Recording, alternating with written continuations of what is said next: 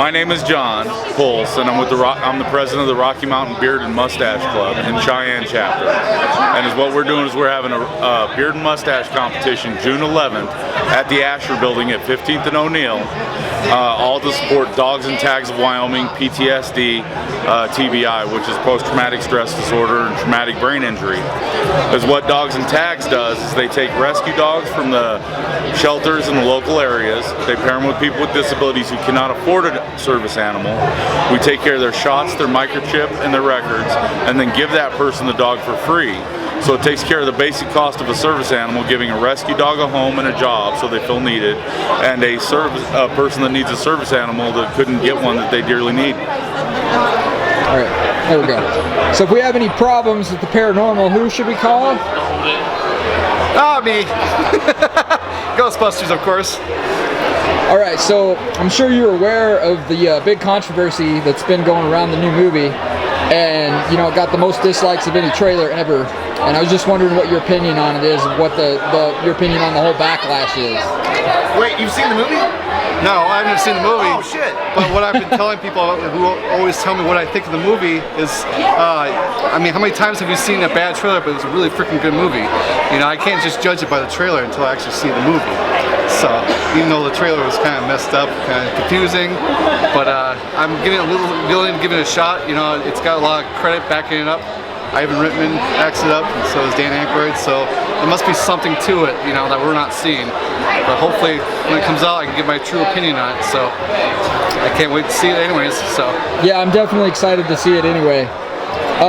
So do you think that the backlash has anything to do with the all-female cast, or is that just people trying to put the blame on jerks?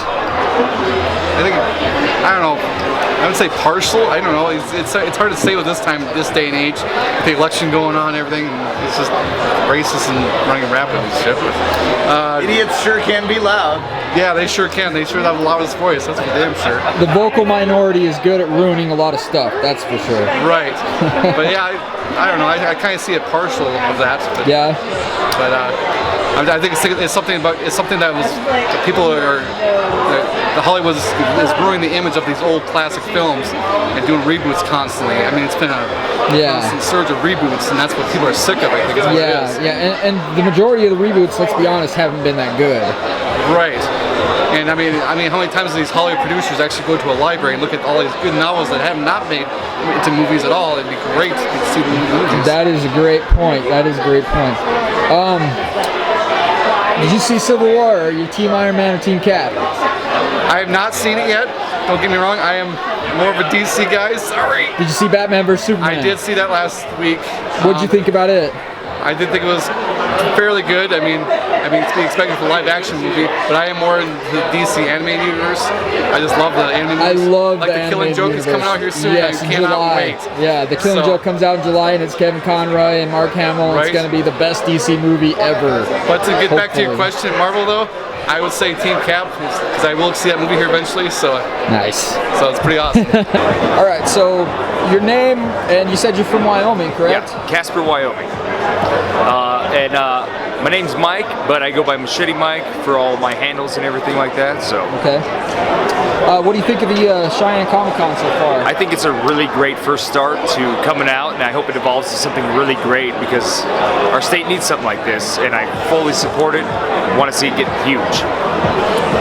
So I take it you're familiar with what the main events are in the state as they are, other than what's happened here the last couple of days.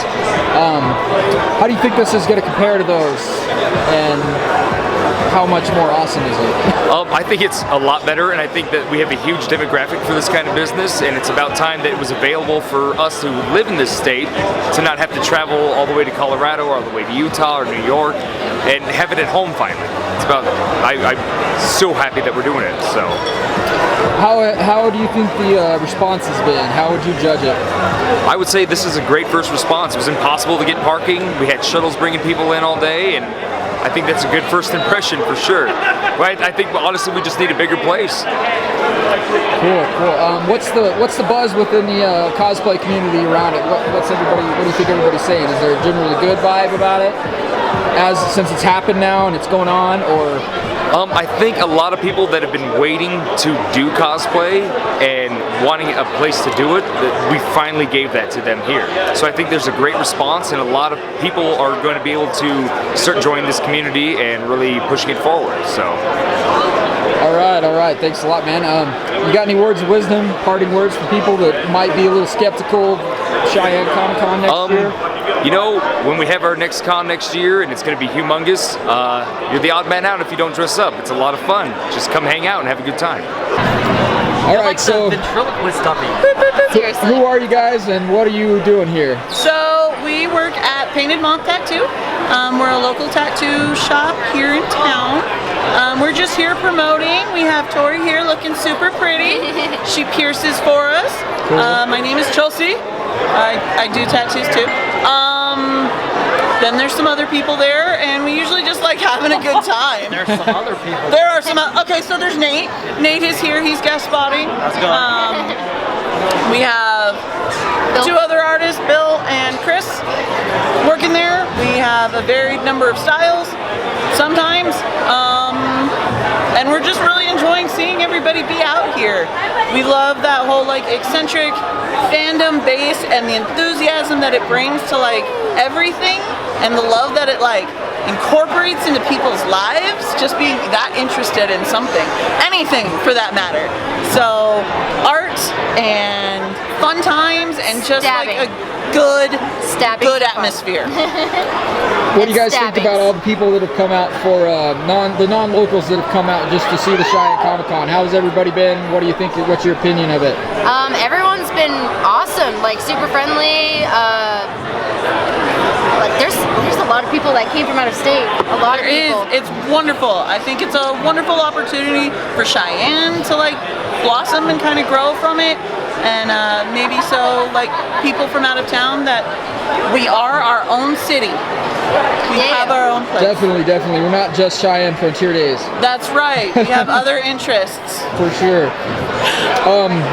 What do you guys think about the turnout and how many numbers and how awesome. crazy it's been? I actually am super impressed about the turnout.